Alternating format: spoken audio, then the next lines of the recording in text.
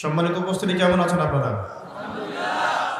আলহামদুলিল্লাহ। প্রথমে একটা দুঃসংবাদ দিই হাদিস দিয়ে, সেটা হলো রাসূলুল্লাহ সাল্লাল্লাহু আলাইহি ওয়াসাল্লাম বলেছেন, সেই ব্যক্তি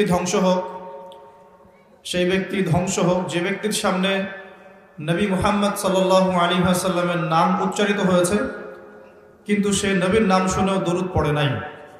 সেই ব্যক্তির জন্য নবী সাল্লাল্লাহু আলাইহি ওয়াসাল্লাম বদদুয়া করেছেন। তো আমরা কি দরুদ পড়লাম না পড়লাম না? নবী সাল্লাল্লাহু আলাইহি ওয়াসাল্লামের নাম শুনলেই বলতে হবে কি? কমপক্ষে বলতে হবে সাল্লাল্লাহু আলাইহি ওয়াসাল্লাম। অন্য হাদিসে নবী সাল্লাল্লাহু আলাইহি ওয়াসাল্লাম বলেন যে যদি কোনো ব্যক্তি সকালে 10 বার এবং সন্ধ্যায় 10 বার, সকাল সন্ধ্যায় বা সকাল বিকাল 10 বার করে রাসূল সাল্লাল্লাহু আলাইহি ওয়াসাল্লামের প্রতি দরুদ পাঠ করে, ইনশাআল্লাহু তাআলা কিয়ামতের মাঠে সে আল্লাহর রাসূলের সুপারিশ পাবে ইনশাআল্লাহ। আমরা কি নবীর সুপারিশ পেতে চাই? আমরা তো মনে হয় না নবী সাল্লাল্লাহু আলাইহি ওয়াসাল্লামের সুপারিশ পেতে চাই। নবীর সুপারিশ পেতে হলে একটা শর্ত, সেটা হলো যে আপনার জীবনের প্রতিটা কাজ নবী সাল্লাল্লাহু আলাইহি ওয়াসাল্লামের সুন্নত মোতাবেক হতে হবে। রাজি আছেন ইনশাআল্লাহ? সবার আগে চেহারা পরিবর্তন করতে হবে। সবার আগে কি পরিবর্তন করতে হবে? আসলে পরিবর্তন করতে হয় সবার আগে আকীদা বিশ্বাস, তারপরে পরিবর্তন করতে হয় আমল কাজ। তো আকীদার মধ্যে আমি পড়ে যাচ্ছি, আমলের ক্ষেত্রে আগে প্রথম কথাটা বললাম যে প্রথমে আগে নিজের ব্যক্তি জীবনটা পরিবর্তন করতে হবে, তারপরে পরিবার, আস্তে আস্তে সমাজ পরিবর্তিত হবে ইনশাআল্লাহ তাআলা। তো সবার আগে দরকার আমাদের ব্যক্তি জীবনের পরিবর্তন। তো ব্যক্তির মধ্যে প্রথম বিষয় হচ্ছে চেহারা, আপনার আউটলুক। আপনার আমার চেহারা সুরত কি নবী সাল্লাল্লাহু আলাইহি ওয়াসাল্লামের মতো হচ্ছে? ভাবতে হবে না? নবী সাল্লাল্লাহু আলাইহি ওয়াসাল্লাম শেভ করতেন নাকি দাড়ি লম্বা ছিল? তো আমাদের সবার দাড়ি ছোট কেন? আমরা কি নবী সাল্লাল্লাহু আলাইহি ওয়াসাল্লামের উম্মত না অন্য কারো উম্মত? শুনেন, আল্লাহর নবী বলেছেন, বলেন সাল্লাল্লাহু আলাইহি ওয়াসাল্লাম, তোমাদের সামনে একটা জামানা আসছে, জামানা সাবরিন, কঠিন সবরের জামানা। ওই জামানায় ঈমান ধরে রাখাটা হাতের মধ্যে জ্বলন্ত আগুন ধরে রাখার মতো হবে। নবীজি বলছেন ঈমান ধরে রাখাটা হাতের মধ্যে আগুন ধরে রাখার মতো কঠিন হবে। সেই কঠিন জামানায় যদি কেউ আমার একটা সুন্নতকে জীবিত করতে পারে, বা আমার মৃত সুন্নতকে জীবিত করতে পারে, বা নবীর সুন্নতের উপর অটল থাকতে পারে, সে 50 জন শহীদ সাহাবীর নেকি পাবে ইনশাআল্লাহ। সাহাবী কাকে বলে? আমরা যদি আমাদের পুরো জীবনটায় যত আমল করি, এই আমলগুলো এক পাল্লায় রাখি, আর আবু বকর সিদ্দিক রাদিয়াল্লাহু আনহুর 1 রাকাত নামাজ এক পাল্লায় রাখি, কোনটা বেশি ভারী হবে? কি মনে হয়? আমাদের আমল না আবু বকর রাদিয়াল্লাহু আনহুর আমল? কোনটা? নবীজি বলছেন 50 জন শহীদ সাহাবীর সমান নেকি পাবে কে? যে কঠিন যুগে নবীর সুন্নতের উপর চলবে এবং সেই সুন্নতকে আঁকড়ে ধরে থাকবে। রাজি আছি ইনশাআল্লাহ? তো দাড়ি রাখতে পারবো তো ইনশাআল্লাহ? আল্লাহ পাক সবাইকে তৌফিক দান করুন। স্টাইল করে রাখা যাবে না। যেমন যার দাড়ি আসবে সেভাবে ছেড়ে দিতে হবে, ঠিক আছে? পোশাক পরিবর্তন করবেন।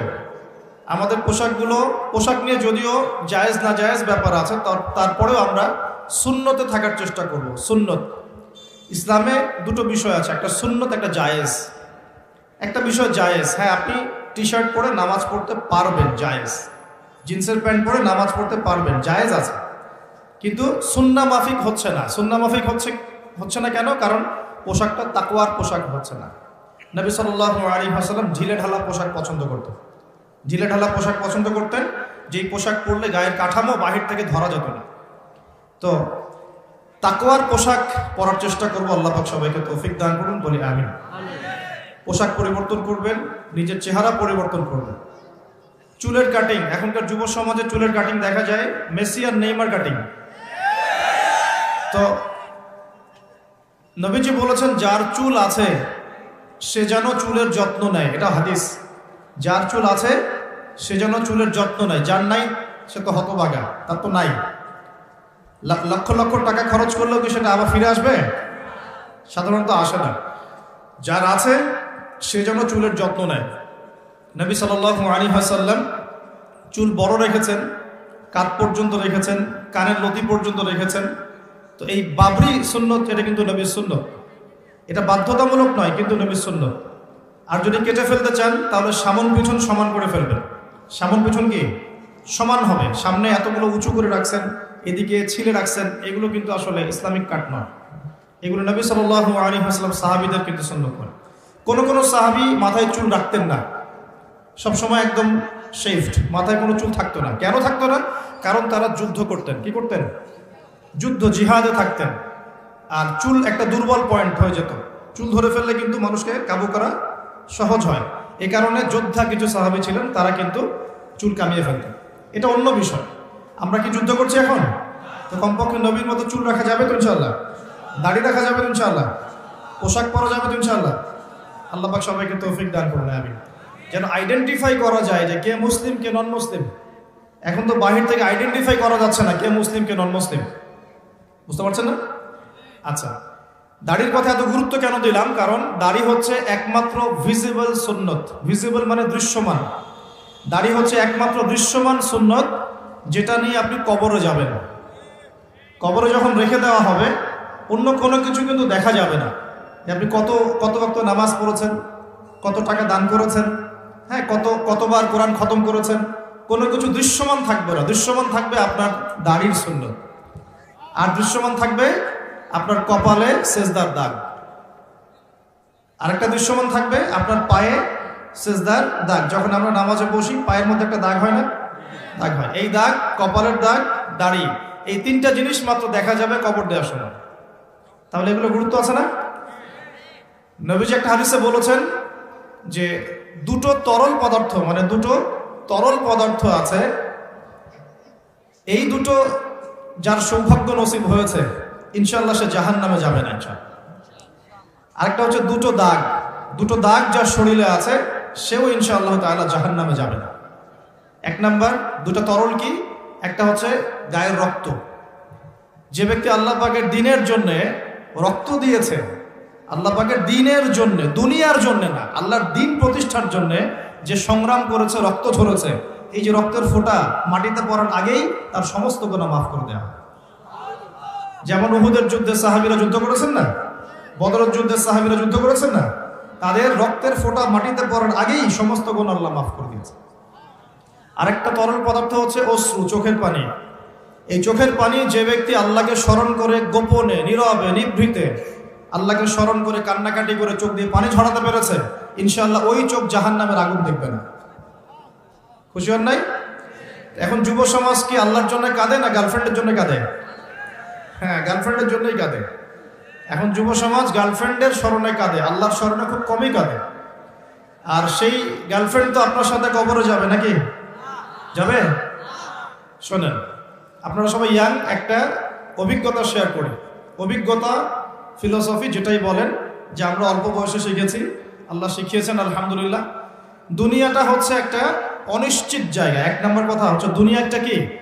অনিশ্চিত জায়গা। এখানে কোনো কিছু নিশ্চিত না এবং কোনো কিছু স্থায়ীও না। এখানকার সুখও স্থায়ী না, এখানকার দুঃখও স্থায়ী না। এখানে আপনি সুখে আছেন, এই সুখ চিরদিন থাকবে না, মাথায় নিয়ে নেবেন। এখন খুব সুখে আছি আলহামদুলিল্লাহ, কিন্তু এই সুখ কিন্তু চিরস্থায়ী হবে না, মাথায় নিতে হবে। এখন খুব কষ্টে আছেন, এই কষ্টও চিরস্থায়ী হবে না, সুখ আসবে এরপরে। এখন সুস্থ আছেন, এই সুস্থতা চিরস্থায়ী হবে না, অসুস্থ হবেন। আবার অসুস্থ আছেন, এই অসুস্থতা চিরস্থায়ী হবে না, আবার আপনি সুস্থ হবেন ইনশাআল্লাহ। মানে দুনিয়াতে কোনো কিছুই চিরস্থায়ী না। কারণ কি? কারণ দুনিয়াটাই তো চিরস্থায়ী না। মানে এই দুনিয়াটাই তো চিরস্থায়ী না, এই কারণে দুনিয়ার কোনো কিছুই কি না, চিরস্থায়ী না, সব টেম্পোরারি। এটা হচ্ছে দুনিয়ার বাস্তবতা, হাকিকত। কোনটা স্থায়ী? ওয়াল আখিরাতু খায়রুন ওয়া আবকা। আখিরাত হচ্ছে চিরস্থায়ী এবং উত্তম, এটা স্থায়ী। এখানে যে খারাপ আমল নিয়ে যাবে, অনন্তকাল ওই খারাপ আমলের ফল তাকে ভোগ করতে হবে। ওখানে যে সৎ আমল নিয়ে যাবে, ঈমান নিয়ে যাবে, অনন্তকাল সে সুখ এবং স্বাচ্ছন্দ্যে থাকবে ইনশাআল্লাহ। এই কথাটা কখনো ভুলে যাওয়া যাবে না। দুনিয়া একটা ক্ষণস্থায়ী জায়গা, টেম্পোরারি জায়গা, এখানকার কোনো কিছুই স্থায়ী না। এক। দুই, এই দুনিয়ার জীবনটা জেলখানা। এটা কি? এটা আমার কথা না, নবী সাল্লাল্লাহু আলাইহি ওয়াসাল্লাম বলেছেন, আদ-দুনিয়া সিজনুল লিল মুমিন। দুনিয়া হচ্ছে মুমিনদের জন্য কারাগার। কারাগার চেনেন? জেলখানা চিনেন? জেলখানার ভিতরে যখন আসামিদেরকে ঢোকানো হয়, জেলখানার ভিতরে যখন আসামিদেরকে ঢোকানো হয়, তখন কি তাদের ইচ্ছার কোনো স্বাধীনতা থাকে? সে কি চাইলেই বের হতে পারবে? ওখানে বসে যা ইচ্ছা তাই করতে পারবে? পারবে না। আল্লাহর নবী বলছেন এই দুনিয়ার জীবনটা তোমাদের সবার জন্য হচ্ছে জেলখানা। আমরা মানে মুমিনদের জন্য। আর যারা কাফের, আল কাফেরদের জন্য আর দুনিয়া সিজনুল লিল মুমিন ওয়াল জান্নাতুল লিল কাফির। কাফেরদের জন্য দুনিয়া হচ্ছে জান্নাত। জান্নাত মানে যেখানে যা ইচ্ছা তাই করা যায়, তাই না? জান্নাতে আমরা যা ইচ্ছা তাই করতে পারবো ইনশাআল্লাহ। এখানে কোনো রকমের বাধা ধরা নিয়ম থাকবে না। সবাই আমরা আল্লাহর দিদার লাভ করবো ইনশাআল্লাহ, আল্লাহর নিয়ামত ভোগ করব। আপনি যা চান তাই দিবেন, দেওয়া হবে ইনশাআল্লাহ। এই হলো জান্নাত। তো এই দুনিয়ার জীবনটা মুমিনদের জন্য কারাগার আর কাফেরদের জন্য জান্নাত। তাহলে বুঝলাম দুনিয়া ক্ষণস্থায়ী, এটা স্থায়ী না। এটাও বুঝলাম দুনিয়ার জীবনটা কারাগারের জীবন, যেখানে আমরা নিজের মন গড়া আমল করতে পারবো না, নিজের ইচ্ছার কোনো স্বাধীনতা নাই। এখানে আমার দুনিয়াতে আমাদের ইচ্ছার কোনো স্বাধীনতা নাই। আল্লাহ পাকের ইচ্ছার অধীনে আমরা পরাধীন। আল্লাহ পাক বলেছেন নামাজ পড়তে হবে, রোজা রাখতে বলেছেন রাখতে হবে, যাকাত দিতে বলেছেন নিসাব পরিমাণ সম্পদ হলে যাকাত দিতে হবে, সামর্থ্য হলে হজ করতে হবে, সৎ কাজে আদেশ করতে হবে, অসৎ কাজে নিষেধ করতে হবে, পিতামাতার সম্মান করতে হবে, সত্য কথা বলতে হবে, সৎ পথে চলতে হবে। এগুলো আল্লাহ পাক বলেছেন করতেই হবে। আল্লাহ বলেছেন এখানে শিরক করতে পারবে না, বেদাতি আমল করতে পারবে না, এখানে হারাম খেতে পারবে না, জেনা করতে পারবে না, মাদক খেতে পারবে না, হ্যাঁ, অন্যের সম্পদ নষ্ট করতে পারবে না, অন্যের নামে গীবত তহমত অপবাদ দিতে পারবে না, অন্যের হক নষ্ট করবে না, ঠিক আছে? সন্তানদেরকে তোমরা খাদ্যের ভয়ে হত্যা করবে না, পিতামাতাকে অসম্মান করবে না, ইত্যাদি যত নিষেধ আল্লাহ পাক করেছেন এই নিষেধগুলোও মেনে চলতে হবে। এটা কারাগারের জীবন। কারাগারে বসে আমরা এখন কি করছি জানেন? হাকিকত হচ্ছে কারাগারের জীবনে বসে যে জীবনটা একে ক্ষণস্থায়ী, দ্বিতীয়ত হচ্ছে অনিশ্চিত, মানে কার কতদিন সময় বাকি আছে কেউ জানে না। জানে?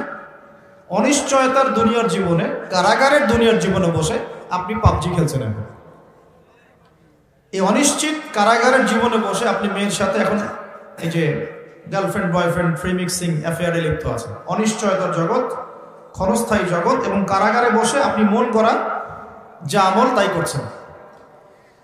কারাগারের জীবনে বসে আপনি সুদ খাচ্ছেন, অথচ আপনি কারাগারে আছেন। কারাগারে বসে কেউ মাদকদ্রব্য সেবন করছে, কারাগারে বসে বসে। কারাগারের জীবনে বসে কেউ অন্যের নামে গীবত তহমত করছে, অন্যের পিছনে পড়ে আছে, নিজের কবরের কোনো ফিকির নাই। কারাগারে বসে মানুষ নামাজ পড়ছে না। আল্লাহর কারাগারে থেকে মানুষ আল্লাহর বিধান পালন করছে না।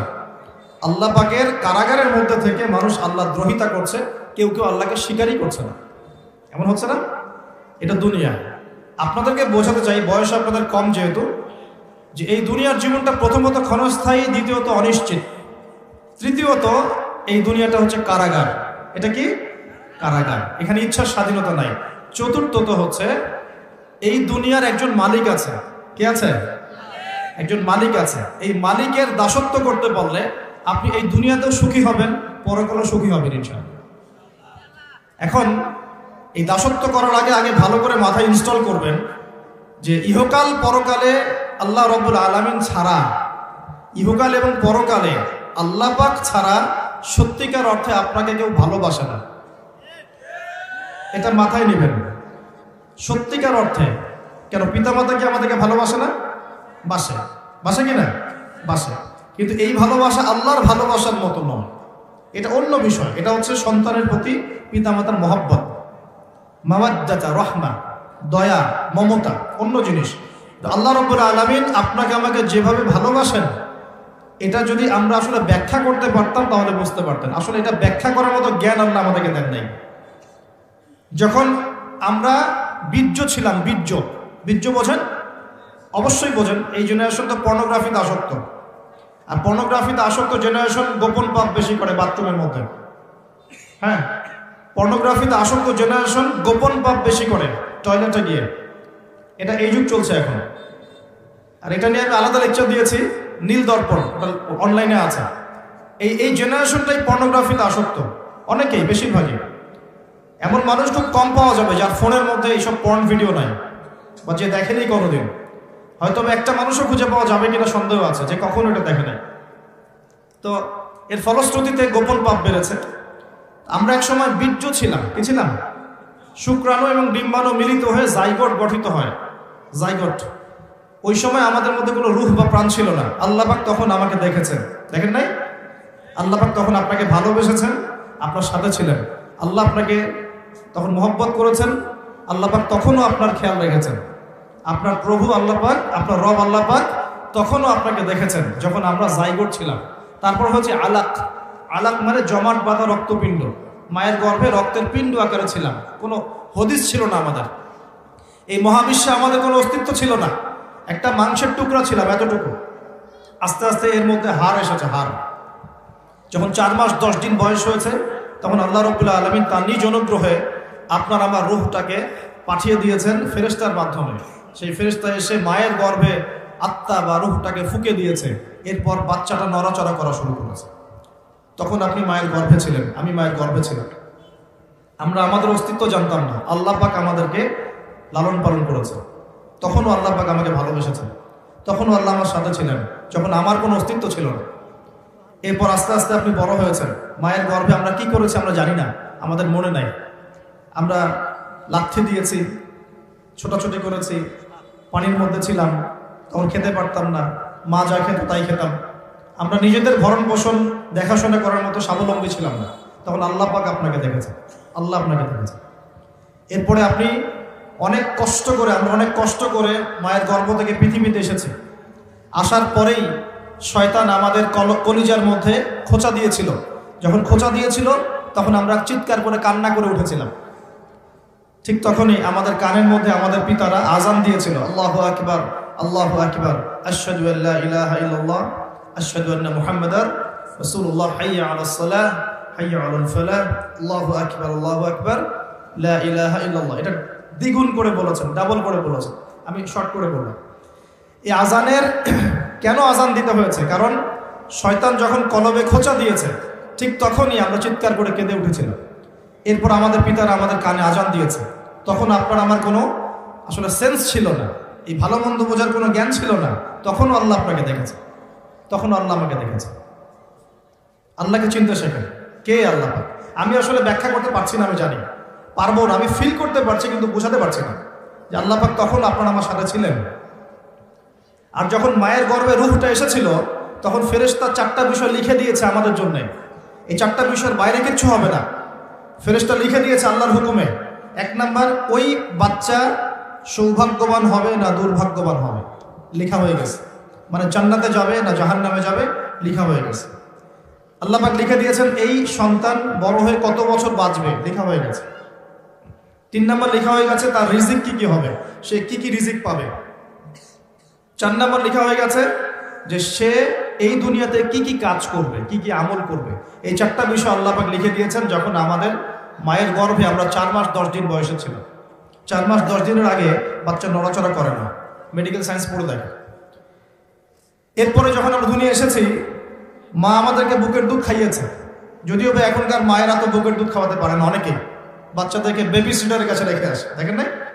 ওই চাইল্ড কি আছে না, ডে কেয়ার সেন্টার টাইপের, যেখানে কাজের বুয়াদের দিয়ে বাচ্চাদেরকে লালন পালন করানো হয়। এখন তো ফ্যামিলিস্ট রেভলিউশনের যুগ, মেয়েরা এখন ঘরে থাকতে পারে না, চাকরি বাকরি ব্যবসা বাণিজ্য কত ব্যস্ততা ওদের। এই নিজের বাচ্চাকে রেখে আসে মানুষের কাছে, তাই না? চাইল্ড ডে কেয়ার সেন্টারে। পরে দেখবেন ওই বাচ্চারা মায়ের মমতাহীনতায় বড় হবে। যারা মায়ের মমতাহীনতায় বড় হয়, বাবার মমতাহীনতায় বড় হয়, এরা বড় হয়ে একটু উগ্র মেজাজের হয়ে যায়। পৃথিবীতে যত মানুষ এই যে অন্যদেরকে হত্যা করেছে বা ওভার এগ্রেসিভ ছিল, ওই মঙ্গলদের কথা বলেন, এই যে হিটলারদের কথা বলেন, পৃথিবীতে এগ্রেসিভ মনোভাবের যারা সন্ত্রাসী এবং অন্যান্য কর্মকাণ্ডের সাথে যুক্ত থাকে, এদের একটা বড় অংশ মায়ের মমতা পায়নি ছোটবেলায়। মায়ের মমতা খুব কঠিন জিনিস, বড় জিনিস। আজকেও যারা মা বাবার সাপোর্ট পায় না সমাজে, পরিবারে, তারা কিন্তু মন থেকে খুব ভিতর থেকে খুব ডিসঅ্যাপয়েন্টেড থাকে, হতাশ থাকে। পরিবারের সাপোর্ট নাই, এক পর্যায়ে গিয়ে মাদকের কাছে গিয়ে শান্তি খুঁজতেছে। মাদক নিয়ে আমাদের চেয়ারম্যান সাহেব কথা বলেছেন, আলহামদুলিল্লাহ। এর পিছনে অনেক কারণ আছে, আমাদেরকে কারণের গোড়ায় যেতে হবে। কারণটা কি? পারিবারিক মূল্যবোধ যখন অবক্ষয় ঘটে তখন ছেলেটা মাদক খায়। গার্লফ্রেন্ড বয়ফ্রেন্ড ফ্রি মিক্সিং এর মধ্য দিয়ে যখন একটা মেয়ে একটা ছেলেকে কষ্ট দেয়, হারাম প্রেমে যখন ছেঁকা খায়, তখন সে মাদক খেতে যায়। রিজন আছে পেছনে। তারপর যখন তাকে আমরা নামাজি বানাতে ব্যর্থ হই, সে অন্য কোনো জায়গায় সুখ খুঁজতে যায়। হয় মাদকের কাছে, অথবা গার্লফ্রেন্ডের কাছে, অথবা যে গিটার, অথবা যে আপনার কোনো মিউজিক্যাল ইনস্ট্রুমেন্ট, অথবা গান, এখানে গিয়ে সে শান্তি খোঁজার চেষ্টা করে, ইন্টারনাল পিস চায়, সে মন থেকে শান্তি চায়। আমরা তাকে যদি তার জীবনের উদ্দেশ্যটা বোঝাতে পারি, তোমাকে আল্লাহ পাক দুনিয়া পাঠিয়েছেন আল্লাহর ইবাদত করার জন্য এবং আল্লাহর জমিনে তার দিন প্রতিষ্ঠা করার জন্য, এই বিষয়টা যদি আমরা ওকে বোঝাতে পারি যে তোমার জীবনটা মূল্যবান, হ্যাঁ, তোমার জীবন যৌবন, তোমার জান মাল সময় শ্রমকে আল্লাহর পথে বিলিয়ে দিলে ইনশাল্লাহ কাল কিয়ামতের মাঠে তুমি আরশের ছায়া ছায়া পাবে, যুব সমাজ ফিরে আসবে ইনশাল্লাহ। ওদের গোড়ায় আঘাত করতে হবে। কিসের হতাশা? গার্লফ্রেন্ড চলে গেছে, হতাশ হওয়ার কোনো কারণ আছে? যে আপনাকে ছেড়ে চলে যায় সে তো আপনাকে ভালোবাসে না, আর যে আপনাকে ভালোবাসে নাই তার জন্য আপনি মাদক খাবেন কেন? সিম্পল কথা, ঠিক আছে না? যে আপনাকে ভালোবাসে নাই তার জন্য আপনি কেন মাদক খাবেন? দেখা যায় বেকারত্ব, চাকরি বাকরি পাচ্ছে না, বাসা থেকে প্রেশার, কামাই রোজগার নাই, ঘরে বসে বসে খাস, হ্যাঁ, তোর পিছনে এত টাকা ঢাললাম, পারিবারিক সাপোর্টের অভাব, মায়ের মমতার অভাব, বাবার একটা বন্ধুত্ব সুলভ আচরণের অভাব, এইসব কারণে ও ভিতর থেকে ফ্রাস্ট্রেটেড হয়ে যায়। তখন বন্ধুর পাল্লায় পড়ে, বন্ধু বলে আয় ওসব বাদ দে, দুটো টান দে, শান্তি পাবে। তখন বন্ধুর কাছে যায়, এই যে টানা শুরু করলো, এখান থেকে শুরু হবে। প্রথমে সিগারেট থেকে শুরু করে, আস্তে আস্তে যাবে যে গাঁজা, ফেন্সিডিল, এখন তো ইয়াবার যুগ চলছে, আরো বড় বড় কত মাদক আল্লাহ ভালো জানেন এখন লঞ্চ হয়েছে, এগুলো প্রশাসন ভালো বলতে পারবে। তো স্টার্টিংটা কিন্তু এভাবে হয়, পারিবারিক সাপোর্টের অভাব, অথবা মমতার অভাব, অথবা একটা হৃদ্যতাপূর্ণ পরিবেশ নাই পরিবারের মধ্যে, ঝগড়াঝাটি ফাসাদ, পিতামাতার মধ্যে ফাসাদ, অথবা বন্ধুদের পাল্লায় পড়া, অথবা নারী, অথবা হতাশা, বেকারত্ব, এই কয়েকটাই কারণ মূলত। এগুলো থেকেই ছেলেরা মাদকের দিকে যাচ্ছে মূলত। তো কারণগুলো সলভ করতে হলে কোথায় আসতে হবে? আমি দুইটা খালি মেডিসিন বলে দেবো, অনলি দুইটা। কয়টা? দুইটা। আমি চ্যালেঞ্জ করছি, এই দুইটা মেডিসিন যদি প্রয়োগ করা যায় যুব সমাজের উপরে, ইনশাআল্লাহ 1% যুবক মাদক খাবে না ইনশাআল্লাহ। একটা মেডিসিন হচ্ছে কিচ্ছু না, শুধু ওদেরকে 5 ওয়াক্ত নামাজ পড়াতে হবে। টাইম টু টাইম তোমরা 5 ওয়াক্ত নামাজ পড়বা। যত হতাশা, গ্লানি, কষ্ট দেখবা, সমস্ত কষ্ট ওই আল্লাহর সামনে ঢেলে দিবা। যখন তোমার কেউ ছিল না, যে আল্লাহ তোমাকে দেখেছে, ওই আল্লাহর সামনে ঢেলে দিতে হবে। পারা যাবে ইনশাআল্লাহ? এই একটা মেডিসিন। অতএব নামাজই বানান, মানুষকে বেশি বেশি নামাজই বানান, অটোমেটিক সে মাদক থেকে দূরে আসবে ইনশাআল্লাহ। আল্লাহ পাক ওয়াদা করেছেন, আল্লাহ বলছেন ইন্নাস সালাতা তানহা আনিল ফাহশাই ওয়াল মুনকার ওয়া লাযিকরুল্লাহি আকবার। আল্লাহ বলছেন শোনো, নিশ্চয় নামাজ পড়ার মতো পড়লে, নামাজ কায়েম করার মতো করলে, এই নামাজই তোমাকে সমস্ত পাপ থেকে দূরে রাখবে ইনশাআল্লাহ। নামাজ, আমি 3G 4G নামাজের কথা বলছি, নামাজের কথা বলছি যে নামাজ আপনি মনোযোগের সাথে, খুশুর সাথে নামাজে কি পড়ছেন বুঝতে পারছেন, সেজদায় গিয়ে দোয়া করছেন, আল্লাহকে পাচ্ছেন, এই নামাজের কথা বলছি। এই নামাজ যে ব্যক্তি পড়তে পারে 5 ওয়াক্ত, ইনশাআল্লাহ মাদকের ধার কাছেও সে কখনো যাবে না ইনশাআল্লাহ। আর দ্বিতীয় মেডিসিন হচ্ছে, সেটা হলো আল কোরআনুল কারীম, যেটা আমার হাতে দেখছেন। এই আল কোরআনুল কারীম যদি আপনি প্রতিদিন কমপক্ষে 1টা পারা করে তেলাওয়াত করেন, 30 দিন 30 পারা, প্রতিদিন 1 পারা, প্রতি মাসে 1 খতম, যদি এতটুকু এই জিনিসটা অভ্যাস করতে পারেন, ইনশাআল্লাহ আপনার মনের মধ্যে প্রশান্তি দিয়ে ভর্তি থাকবে, কোনো কষ্ট থাকবে না ইনশাআল্লাহ। আমি চ্যালেঞ্জ করছি আপনাকে, ইমপ্লিমেন্ট করে দেখেন। প্রতিদিন 1 পারা, কতটুকু? অন্তত 1 পারা, 30 দিন 30 পারা, মাস শেষে 1 খতম হবে ইনশাআল্লাহ। এই আমলটা ধরে রাখতে পারলে দেখবেন আপনার মনে নূর এবং প্রশান্তি দিয়ে ভর্তি থাকবে ইনশাআল্লাহ। সারা দুনিয়া অশান্তি, আপনার মনে শান্তি, কোনো অশান্তি কাজ করবে না ইনশাআল্লাহ। আল্লাহ পাক আমাদের সবাইকে এই দুটো মেডিসিন প্রয়োগ করার তৌফিক দান করুন। এবার আসি ভাই, ওই সময় সব লিখে দেওয়া হয়েছে যে আপনার রিজিক, হায়াত, তারপরে কাজ কি হবে, সাফল্য, সৌভাগ্যবান না দুর্ভাগ্যবান হওয়া। এরপরে যখন আমরা ছোট ছিলাম, মায়ের দুধ পান করেছি, তখন কিন্তু আমরা আমাদের দায়িত্ব নিতে পারতাম না। আমরা বিছানায় পেশাব পায়খানা করেছি, কেউ আমাদেরকে দেখে নাই, পিতামাতা দেখেছেন, তখন আল্লাহ পাক আমাদেরকে দেখেছেন, তখনও আল্লাহ আমাদের সাথে ছিলেন। আমরা শ্বাস নেওয়া শুরু করি, শ্বাস নেওয়া, এই শুধু শ্বাস নিঃশ্বাস নেওয়ার যে ক্ষমতা বা এই যে নেয়ামত, এই নেয়ামতটুকুর শুকরিয়া কি আমরা আদায় করতে পারবো? আমাদের শরীরে রক্ত চলছে, রক্ত যে সংবহন তন্ত্রটা চলছে, এই রক্ত সার্কুলেশন বন্ধ হয়ে গেলে আমরা বাঁচবো? এটা কে দেখছেন? এটা এই যে হার্ট যে পাম্প করছে, হার্টবিট, একটা হার্ট পাম্প করার পরে আল্লাহর অনুমতি চায়, আল্লাহ আরেকবার পাম্প করবো কি? আল্লাহ অনুমতি দেয়, তারপর পাম্প করা। এত সহজ? রাতে যখন ঘুমাই আমরা, আমাদের আত্মা আল্লাহ পাক নিয়ে নেন, এটা অনুমতি প্রাপ্ত হয় যে আমি আল্লাহকে আবার ফিরিয়ে দিবেন, যদি দেয় তাহলে আপনি সকালে উঠবেন, না হলে উঠতে পারবেন না। সূর্য ডুবে আল্লাহর পারমিশন নেয় যে আমি কি আগামীকাল আবার উঠবো, আল্লাহ পারমিশন দিলে তারপর ওঠে। প্রভু রব কি জিনিস, আল্লাহকে চিন্তা হবে। আমরা যখন কিছুই করতে পারতাম না, হাঁটতে পারতাম না, আমরা দাঁড়াতে পারতাম না, আমরা আগে হামা করে দিতাম, তারপর আমরা বসা শিখেছি, তারপরে আস্তে আস্তে কিছু ধরে দাঁড়ানো শিখেছি, তারপর আস্তে আস্তে আমরা একটু হাঁটা শিখলাম, তারপর দৌড়ানো শিখলাম। এখন আস্তে আস্তে আমাদের শরীরে শক্তি আসছে না, যৌবনকাল চলে আসছে, এখন আমরা আল্লাহকে আর চিনি না। এখন আমরা আল্লাহকে কি চিনি না। লক্ষ লক্ষ কোটি কোটি যুবক বাংলাদেশের বাড়িতে নামাজ পড়ে দেন, ও মনে করে যে ওই সব কিছু, যৌবনকালে এসেছে, ও মনে করে এটাই আমার সব কিছু। তারপরে লক্ষ লক্ষ মেয়েও আছে যারা কিন্তু নামাজ পড়ে না, ওরা ভুলেই গেছে যে ওরা মায়ের গর্ভে কখনো ছিল।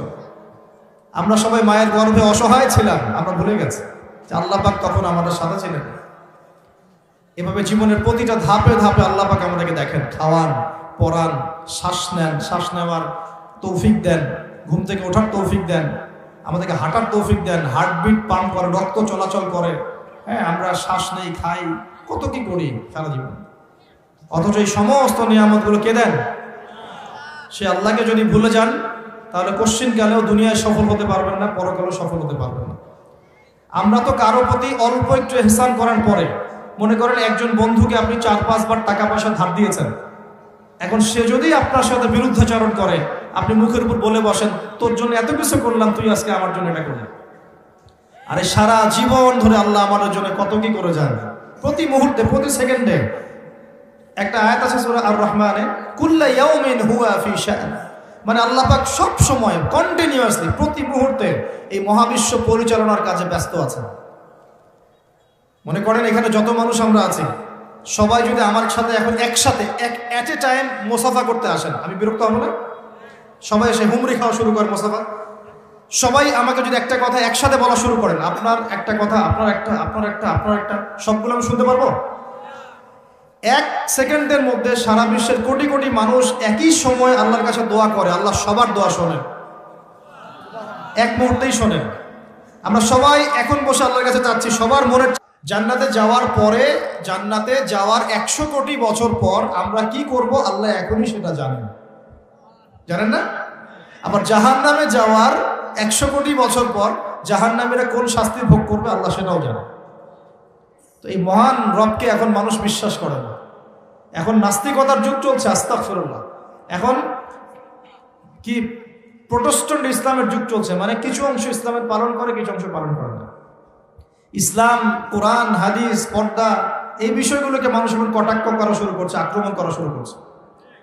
গত পরশু দিনে দেখলাম যে সুইডেনের মতো কান্ট্রি, ওরা তো বাক স্বাধীনতায় নাকি বিশ্বাস করে, ওখানে প্রকাশ্যে আল কোরআনকে পুড়িয়ে দিল। দেখেছেন না? দেখেছেন না? আরো ঘোষণা দিয়েছে যে আস্তাগফিরুল্লাহ, আরো বলে পড়াবে এবং শুকরের রক্ত দিয়ে নাকি কোরআনকে মাখিয়ে দিবে। নাউযুবিল্লাহ। তো আমরা দোয়া করি আল্লাহ পাক ওদের চেহারাগুলোকে জাহান্নামে জ্বালিয়ে দেখ। মানে হেদায়েতের দোয়া করতে পারবো না, এদের জন্য হেদায়েতের দোয়া করার রুচিবোধ আমাদের মধ্যে নেই। আল্লাহ পাক অচিরেই এদেরকে ধ্বংস করবেন ইনশাআল্লাহ, অচিরেই ধ্বংস তো হবে, এটা আমি নিশ্চিত। কারণ আমি শেষ জামানার ছাত্র, স্টাডি করি যে 3টা বড় বড় ভূমিকম্প আসা এখনো বাকি আছে। তার মধ্যে একটা হবে পশ্চিমা সভ্যতায়, এই ইউরোপিয়ান সিভিলাইজেশনের মধ্যে পশ্চিমা সভ্যতা একটা বড় ভূমিধস হবে অচিরেই। এখানে একটা বড় অংশের মাটি নিচে চাপা পড়ে যাবে ইনশাআল্লাহ। এটা কি আমাদের 10টা বড় নিদর্শনের একটা। 3টা বড় বড় ভূমিকম্প বাকি আছে, একটা পশ্চিমে, একটা পূর্ব দিকে, একটা পৃথিবীর মাঝখানে। তো এরা কোন জাতি? এরা সমকামী, ছেলে ছেলেকে বিয়ে করা এদের কাছে জায়েজ। তো ওরা তো কোরআনের বিরোধিতা করবেই, কোরআন তো এর বিরুদ্ধে কথা বলছে। কোরআন বলছে সমকামী একটা কম ছিল, কওমে লূত, ওদেরকে আল্লাহ পাক এমন শাস্তি দিয়েছেন যা বিশ্বে কাউকে দেন নাই। একদম মাটিটা উপরে তুলে আসমানে উঠায়, আসমান থেকে পাথর বর্ষণ করে সবগুলোকে থেতলা করে দিয়ে উল্টা দিকে আবার দাফন করে দিয়েছে কওমে লূতকে। জর্ডানের ডেড সি বা মৃত সাগর ওই জায়গা যেখানে কওমে লূত ছিল। আর এরা হচ্ছে কওমে লূতের বর্তমান ট্রেডিশন, বর্তমান রেভলিউশনের বলতে পারে, বর্তমান ভার্সন হচ্ছে এরা। কওমে লূতের বর্তমান ভার্সন এরা, প্রেজেন্ট ভার্সন এরা এই সভ্যতা, পশ্চিমার এই সভ্যতা ছেলেকে বিয়ে করা জায়েজ মনে করে। তো ওরা তো কোরআনের বিরুদ্ধাচরণ করবেই। আর কোরআন বলছে যে এরকম করলে একদম ধসাই দেব শাস্তি দিয়ে। আসমানের নিচে জমিনের উপরে সবচেয়ে বড় বড় পাপগুলোর মধ্যে এটা একটা। ওরা তো সুদখোর, সারা বিশ্ববাসীকে সুদ খাইয়েছে। আর কোরআন বলছে সুদ যে খায় সে যেন আল্লাহ এবং তার রাসূলের সাথে যুদ্ধ করে। তাহলে ওরা তো কোরআনের বিরোধিতা করবেই। কোরআন বলছে যে সমাজে সাম্য থাকতে হবে, সাম্য। আর ওরা তো সাম্যের বিরোধী। ওরা মানবতার ধ্বজা ধরে বিশ্বের বিভিন্ন মুসলিম কান্ট্রির মধ্যে মুসলিমদেরকে নির্যাতন করেছে। ওরা তো কোরআনের বিরোধিতা করবেই, স্বাভাবিক। কোরআন বলছে এইসব জালেমদের সাথে জিহাদ করতে, আর এই কিতাবে সেটা লেখা আছে। তাহলে ওরা তো এই বইটা পুরোতে চাইবে না? এগুলো পড়লে তো আপনার ভিতরে একটা জজবা চলে আসবে। ওরা চাইবে এখান থেকে আপনাকে দূরে সরাই দিতে। কোরআন বলছে মুসলিমদের ঐক্যের কথা, তো ওরা তো মুসলিমদের ঐক্য পছন্দ করবে না, অতএব কোরআন তো পুরাতে হবেই ওদের কাছে। কোরআন বলছে ওরা বস্তুবাদী আর আখিরাত চিরস্থায়ী, তো বস্তুবাদী এই সভ্যতা আখিরাতমুখী সভ্যতার বিরুদ্ধাচরণ তো করবেই। কোরআন বলছে যে দিন ইসলামকে আল্লাহ পাক পাঠিয়েছেন সারা বিশ্বে বিজয়ী হওয়ার জন্য। আর ইসলাম যদি বিজয়ী হয় ওদের অস্তিত্ব থাকবে, অতএব তারা তো বিরুদ্ধাচরণ করবে। কোরআন বলছে মাদক থেকে দূরে থাকার কথা, আর ওরা মাদক ফ্রি অ্যাক্সেস সবাই খাচ্ছে, তাহলে ওরা কি বিরুদ্ধাচরণ করবে না?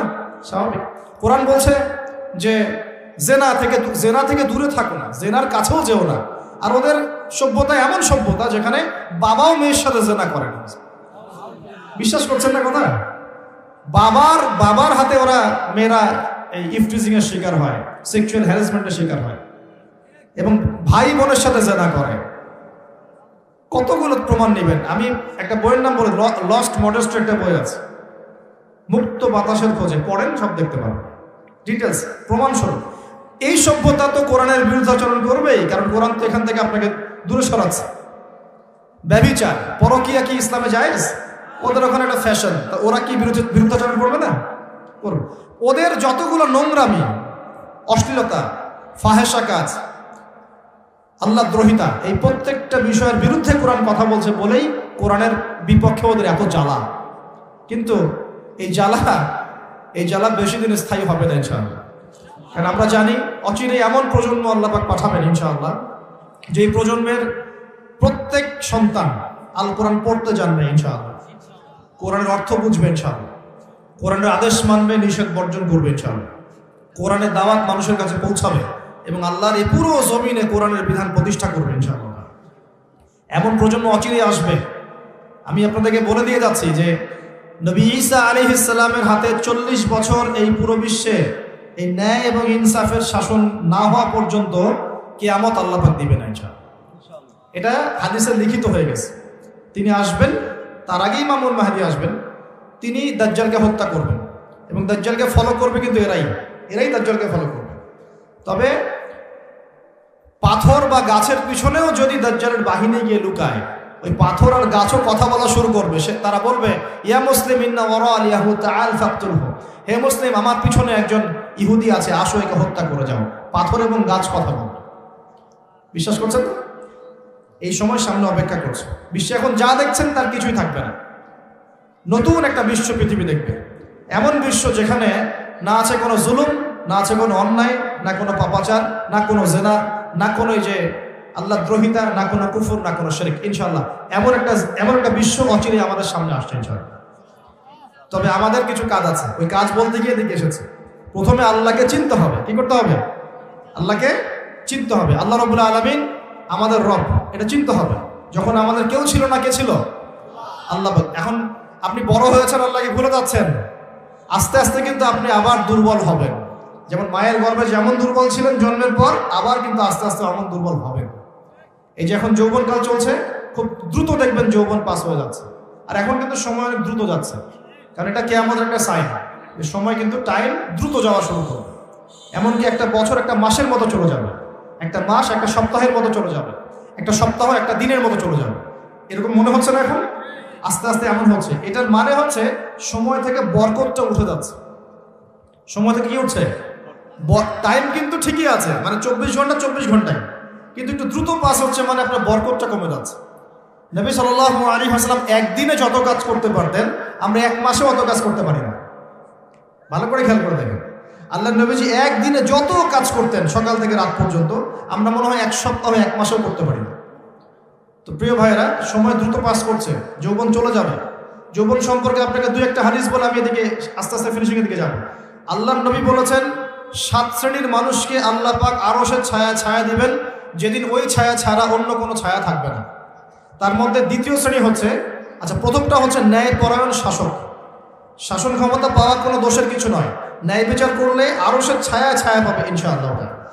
আমরা দোয়া করি আল্লাহ পাক আমাদের সবার উপরে ন্যায়পরায়ণ শাসক মনোনীত করুন বলি আমিন।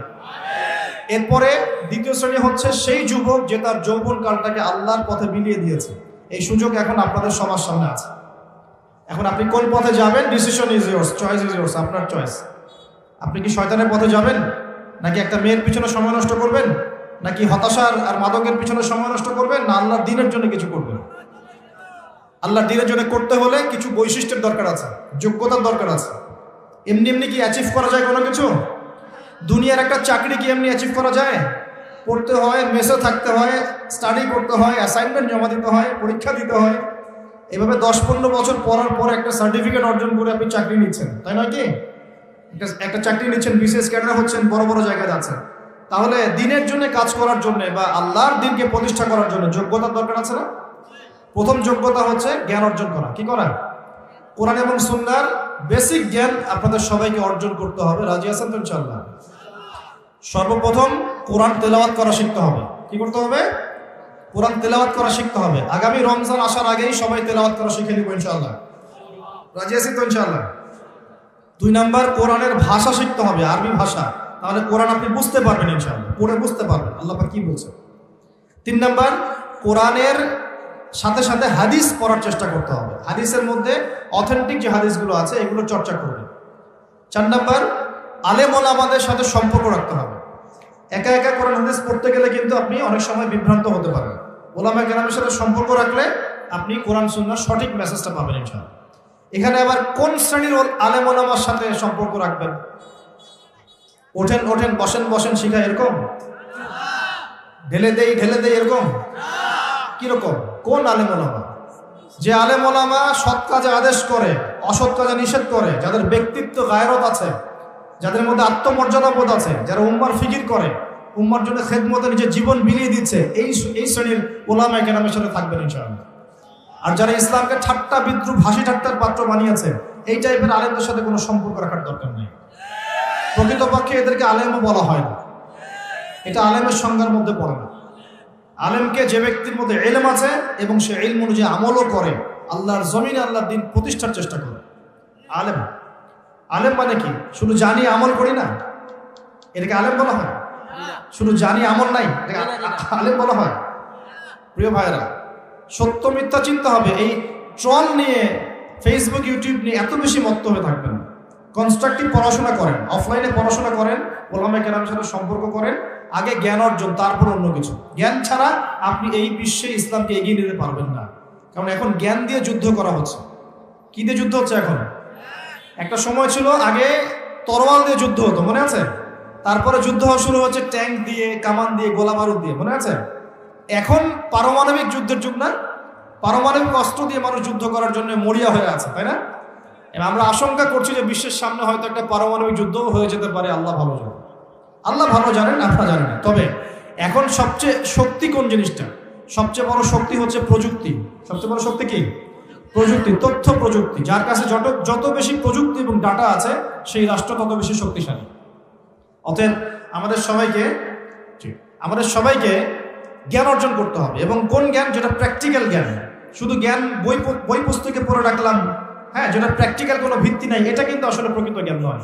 যে জ্ঞানটাকে প্রয়োগ করা যাচ্ছে এবং জ্ঞান প্রয়োগ করে ইসলামকে এগিয়ে নেওয়া যাচ্ছে। তো এখন কি ডারউইনের মতবাদ পড়বেন নাকি? হ্যাঁ, বলছে যে বানর থেকে মানুষ হয়েছে, আর আমরা সূরা বাকারার মধ্যে দেখছি মানুষ থেকে বানর হয়েছে। জানেন? এটা হয়তো জানেন না, বলছি শোনেন। আল্লাহ পাক একটা জাতিকে বলেছিলেন শনিবারে মাছ ধরবে না। কি করবে না? শনিবারে মাছ ধরবে না। বনু ইসরাইল। বনু ইসরাইল কারা জানেন তো? কারা? হ্যাঁ, ইয়াকুব আলাইহিস সালামের বংশধর, কিন্তু প্রকৃতপক্ষে ইহুদি বলা হয় কাদেরকে? যারা মুসা আলাইহিস সালামের কওম। আর নাসারা বলা হয় কাদেরকে? যারা ঈসা আলাইহিস সালামের কওম। ঠিক আছে? তো এই বনু ইসরাইলের মধ্যে একটা কওম ছিল যাদেরকে আল্লাহ পাক বলেছিলেন যে শনিবারে মাছ ধরো না। ওরা তো বেশি চালাক, শনিবারে মাছ না ধরে একটা বাদ দিয়ে রাখছে, শনিবারে মাছ ধরবো না, মাছগুলো আগে আসুক, এখানে আটকা থাকবে, পরে ধরবো। এই একটা সীমা লঙ্ঘন করার কারণে আল্লাহ পাক সূরা বাকারার মধ্যে বলছেন যে আল্লাহ পাক ওই জাতিটাকে বানর বানিয়ে দিয়েছে। তাহলে মানুষ থেকে বানর হয়েছে, দলিলটা কোরআনে আছে। আর ওরা যে ডারউইনের মতবাদ দিচ্ছে এটা কুফরি মতবাদ। কেউ যদি এখানে বিশ্বাস করে, মন থেকে বিশ্বাস করে, তার ঈমান চলে যাবে, কোনো সন্দেহ নেই। আমরা এসেছি জান্নাত থেকে। কোত্থেকে? মানুষ বানর থেকে আসে নাই, মানুষ জান্নাত থেকে আসছে। আমাদের পিতা কোথায় ছিল? আমাদের পিতা জান্নাতে ছিল। সেখানেই তো ইবলিস প্রলোভিত করলো, গাছের কাছে চলে গেলেন, তারপর আল্লাহ পাক নারাজ হলেন, হ্যাঁ, তওবা করলেন, আল্লাহ তওবা কবুল করলেন, কিন্তু দুনিয়ায় পাঠিয়ে দিলেন। তাহলে আমরা কোত্থেকে আসছি? আমরা এই দুনিয়ার বাসিন্দা নই, আমরা জান্নাতে ছিলাম, সেখান থেকে আমরা এখানে আসছি, আমরা বানর থেকে মানুষ হই না। তো কোরআন বলছে এই কথা। আর কিছু কিছু ক্ষেত্রে দুঃখজনক, দুর্ভাগ্যজনক, এটা আমাদের জন্য দুর্ভাগ্যজনক যে আমাদের বাচ্চাদের বইপত্রে কিছু কিছু ক্ষেত্রে এগুলো শেখানো হচ্ছে। তো এগুলো জ্ঞান নয়, এগুলো জাহেলিয়াত। এগুলো কি? জাহেলিয়াত। এইসব জ্ঞান অর্জন করতে যাবেন না। এখন যদি পরীক্ষায় পাশের জন্য পড়তেই হয়, তাহলে কি করবেন? তাহলে আমি বলবো যে আপনার ইমানে দুর্বলতা আছে।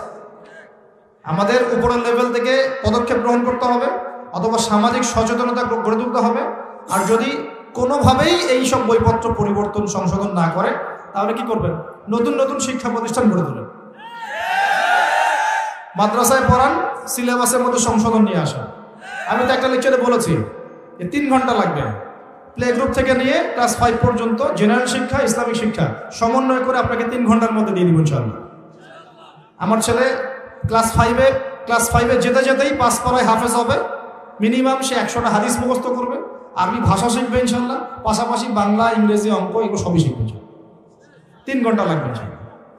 আলহামদুলিল্লাহ শুরু করেছি, আল্লাহ ভালো জানেন কতদূর করতে পারবো। ইচ্ছা আছে সারা বাংলাদেশের প্রত্যেকটা ডিস্ট্রিক্টে একটা করে এমন প্রতিষ্ঠান গড়ে তোলার যেখানে জেনারেল শিক্ষা, ইসলামী শিক্ষার একটা সর্বোচ্চ সমন্বয় থাকে ইনশাআল্লাহ। আল্লাহ পাক কবুল করুন বলি আমিন।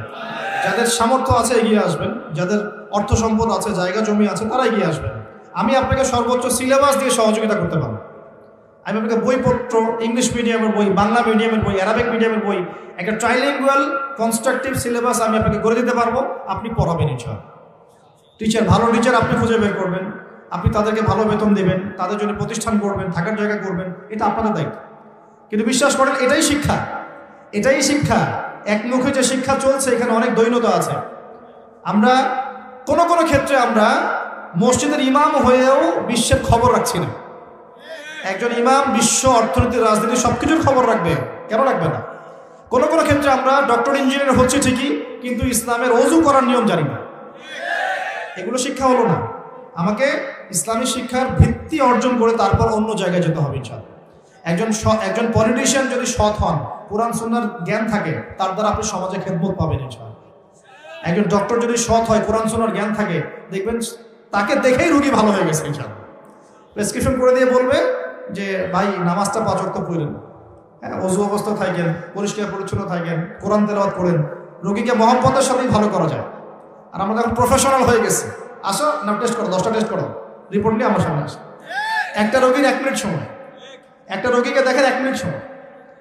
সুবহানাল্লাহ। আর এইসব ক্ষেত্রে আপনারা আবার ব্যবসার কথাবার্তা বলেন না, ওয়াজ মাহফিল নিয়েই কথা বলেন, ঠিক আছে? ওয়াজ মাহফিল, আলেম ওলামা, এখানেই আসে আপনারা ব্যবসার কথাটা বলেন। তখন হাদিয়া তোফার কথা আসলে ব্যাস ধর্ম ব্যবসা কথা শুরু হয়ে গেছে। কিন্তু এখানে যে দুর্নীতির পর দুর্নীতি হচ্ছে, প্রচুর কালো টাকা পাচার হচ্ছে, ব্যাংক লুট করা হচ্ছে, ব্যাংকিং সিস্টেম কলাপস করছে, শেয়ার বাজার ধস হয়ে যাচ্ছে, কোনো তো কথা বলার সুযোগ হয় না আপনাদের। তো এটা কেমন দৃষ্টিভঙ্গিটা? কেমন বায়াস দৃষ্টিভঙ্গি, ডাবল স্ট্যান্ডার্ড বলি আমরা, দ্বিমুখী, দ্বিচারিতা। আল্লাহ পাক আমাদের সবাইকে সৎ হওয়ার তৌফিক দান করুন। আমি বলতে চাচ্ছিলাম যে কোরআন সুন্নাহর শিক্ষা ব্যবস্থাটা যদি শুরু থেকে গোড়া থেকে প্লে গ্রুপ থেকে লঞ্চ করা যায়, সাথে জেনারেলটাও থাকে, এই জাতিকে ঠেকানোর মতো কেউ থাকবে না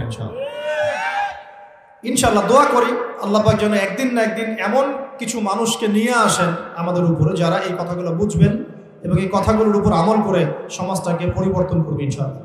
প্রিয় ভাই, প্রথমে দরকার জ্ঞানের বিপ্লব। এখন যার কাছে যত বেশি জ্ঞান সে তত বেশি শক্তিশালী, জ্ঞান যার কাছে আছে সে তত বেশি শক্তিশালী। এরপর দরকার হবে আপনার আমল, বেশি বেশি নবীর সুন্নাহ অনুযায়ী আমল করতে হবে। জ্ঞান এবং আমল যখন একত্রিত হবে, আল্লাহর পক্ষ থেকে কলবের মধ্যে নূর আসবে। কি আসবে? নূর আসবে, আল্লাহর আলো, নূর আসবে। এটা কি ব্যাখ্যা করতে পারবো না আপনাকে। এটা যখন আসবে, যার কাছে আসছে সেই জানে আল্লাহর নূর কি জিনিস। আল্লাহর নূর মানে আল্লাহ দ্রোহী কোনো কিছুই আপনার ভালো লাগবে না। যার কলবে আল্লাহ নূর আসছে সে হারাম কিছু দেখতেও তার ভালো লাগবে না, হারাম কিছু শুনতেও ভালো লাগবে না, হারাম কোনো কিছুর সাথে সম্পৃক্ত হতেও ভালো লাগবে না, কারণ তার মধ্যে সে আল্লাহ নূর পেয়ে গেছে। তার ভালো লাগবে নামাজ, তেলাওয়াত, ইসলাম, এগুলোই ভালো লাগবে। তো আল্লাহ পাক সূরা জুমার এটা বলেছেন, আল্লাহ পাক যার কল্যাণ চান তার হৃদয়টাকে ইসলামের জন্য উন্মুক্ত করে দেন, প্রশস্ত করে দেন। সুবহানাল্লাহ। আমলের সাথে দরকার এই নূর। নূর আসলে তাজকিয়া, আত্মশুদ্ধি অর্জন হবে। তাজকিয়া, আত্মশুদ্ধি মানে যে যার মনটা সৎ, যে সবাইকে নিয়ে ভাবে, যে কারোর সাথে হিংসা বিদ্বেষ গীবত তহমত থাকে না, যে সততার সাথে দিনকে এগিয়ে নেওয়ার চেষ্টা করে। মানুষ জানে মানে আজে বাজে অনেক কথা বলতে পারে, ওগুলো শোনারও তার সময় নেই, সে তার গতিতে এগিয়ে যাবে। এগুলো শোনারও সময় নাই, এগুলোর দিকে তাকানোরও সময় নেই। আল্লাহ পাক এমন প্রজন্ম করে দিন বলি আমিন। আরো দরকার আছে প্রিয় ভাই, হালাল রিজিক। দিনের জন্য কিছু করতে চান, হালাল রিজিক খেতে হবে, হারাম খাওয়া যাবে না। রাজি আছেন ইনশাআল্লাহ? আরো দরকার হচ্ছে আদর্শ পরিবার, পারিবারিক আদর্শ সুন্দর হতে হবে। নিজের পরিবারে নামাজ প্রতিষ্ঠা করেন, তালিম প্রতিষ্ঠা করেন, পর্দা প্রতিষ্ঠা করেন, বাচ্চাদেরকে কোরআন শেখান, আপনার পরিবারের পরিবেশটাকে ইসলামিকভাবে গড়ে তোলেন। ইনশাআল্লাহ আল্লাহ পাক কবুল করবেন ইনশাআল্লাহ। আর প্রয়োজন সৎ কাজে আদেশ করা, অসৎ কাজে নিষেধ করা, এবং আপনার জানমাল, সময়, শ্রম দিয়ে দিন ইসলামকে এগিয়ে নেওয়ার চেষ্টা করা। এই কাজগুলো প্রয়োজন যুব সমাজে, যদি আপনারা ইসলামের জন্য কিছু করতে চান। আমরা কি চাই কিছু করতে? আল্লাহ পাক আমাদেরকে দুনিয়াতে পাঠিয়েছেনই আল্লাহর ইবাদত করার জন্য, তার দিনকে বিজয়ী করানোর জন্য। শর্ত দিয়েছেন, ইন তানসুরুল্লাহ ইয়ানসুরকুম, তোমরা যদি আল্লাহর দিনকে সাহায্য করো তবেই আল্লাহ তোমাদেরকে সাহায্য করবে। আল্লাহ বলছেন, ইন্নাল্লাহা লা ইউগাইয়িরু মা বিকওমিন হাত্তা ইউগাইয়িরু মা বিআনফুসিহিম, কোন কওমের অবস্থা আল্লাহ পরিবর্তন করেন না ততক্ষণ পর্যন্ত যতক্ষণ না তারা নিজেরা তাদের অবস্থা পরিবর্তনের চেষ্টা করছে। আমরা কি চেষ্টা করবো ইনশাআল্লাহ? এই কাজগুলো করবেন। পাশাপাশি আমি বলবো আল্লাহকে চিনতে শিখবেন। আস্তে আস্তে আপনি দুর্বল হয়ে যাবেন, এই যৌবনটা থাকবে না, চলে যাবে। ওই 7 শ্রেণীর মানুষের মধ্যে যদি অন্তর্ভুক্ত হতে চান তাহলে এই যৌবনটাকে আল্লাহর জন্য বিলাতে হবে। ওই 7 শ্রেণী আরও আছে, সেই ছেলে বা সেই যুবক, সেই লোক যাকে কোনো যুবতী সুন্দরী নারী জেনার জন্য আহ্বান করে, সে বলে আমি আল্লাহকে ভয় করি। এইরকম প্রজন্ম কোথায় এখন? কোথায় প্রজন্ম এরকম? আরও আছে সেই ব্যক্তি যে একে অপরকে আল্লাহর জন্য মহব্বত করে, এমনভাবে দান করে যে বাম হাত জানে না ডান হাত কি দান করেছে, যার অন্তর মসজিদের সাথে ঝুলন্ত থাকে। এখনকার যুব সমাজের অন্তর ঝুলে থাকে ফোনের সাথে। তো এই বিষয়গুলো অর্জন করতে পারলে আরো সে ছায়া ছায়া পাবো ইনশাআল্লাহ। আস্তে আস্তে আমাদের সবাইকে বৃদ্ধ হতে হবে। অলরেডি শোনেন, ওই যে বললাম মায়ের গর্ভে বয়স লিখে দেওয়া হয়েছে, যদি লিখে দেওয়া থাকে 60 বছর, তাহলে আমাদের অলরেডি কিন্তু 30 বছর চলে গেছে। আপনি চান বা না চান, ইচ্ছা অনিচ্ছায় চলে কিন্তু গেছেই। যেটা চলে গেছে 1000 দড়ি দিয়ে টানলেও সেটা আর ফিরে আসবে না। অতএব বাকি যে সময়টা আছে এই সময়টাকে কাজে লাগাতে হবে। আমি বারবার বলি একটা কথা, কারণ এটা আমি নিজেও করেছিলাম, নিজে করেছি, উপকৃত হয়েছি, আপনাকে বলেছি। রাত্রে ঘুমানোর সময় চোখ বন্ধ করবেন। সারাদিন মানুষ অনেক কাজে ব্যস্ত থাকে, দোয়া কালামগুলো পরে শুবেন, ঘুম আসতে একটু সময় তো লাগে নাকি? ওই সময় ফোনটা কোথাকুতি না করে চোখ বন্ধ করে শুয়ে থাকেন। শুয়ে শুয়ে চিন্তা করবেন যে আমার যদি 60 বছর হায়াত থেকে থাকে, আমরা দোয়া করে আল্লাহ পাক আরো বেশি বরকতময় হায়াত দান করুন, আমিন। যদি থেকে থাকে তাহলে 30 বছর তো শেষ, গনকেস। এই 30 বছরে আমি কি 30 দিন নামাজ পড়েছি? এই 30 বছরে কি আমি 30 পারা কোরআন একবার পড়ে দেখলাম? আমি কি নবীর জীবনী পড়লাম? হাদিস 30টা কি জানি? মাসলা মাসাল কি জানি? হ্যাঁ, 30 দিন কি জামাতে নামাজ পড়তে পেরেছি? আমি কিন্তু বেসিক কথা বলছি, আমি কিন্তু আপনাকে বলি না 30টা জিহাদ করেছেন কিনা, একদম বেসিক কথা।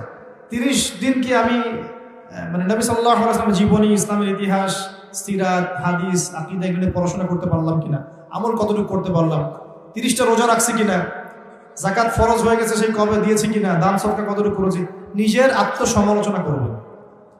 আর এই 30 বছরে আমি কি কি পাপ করেছি, দেখা যাবে আল্লাহ না করুক, দেখা যাবে মাদকের পাপ আছে কমন, মেয়ে সংক্রান্ত পাপ আছে, দেখা যাবে যে গোপন পাপ আছে, নামাজ না পড়ার পাপ আছে, কবরে সেজদা করে দিয়ে আসছেন কোনোদিন, আল্লাহ না করুক, এমনও কিন্তু পাপ আছে, আছে না?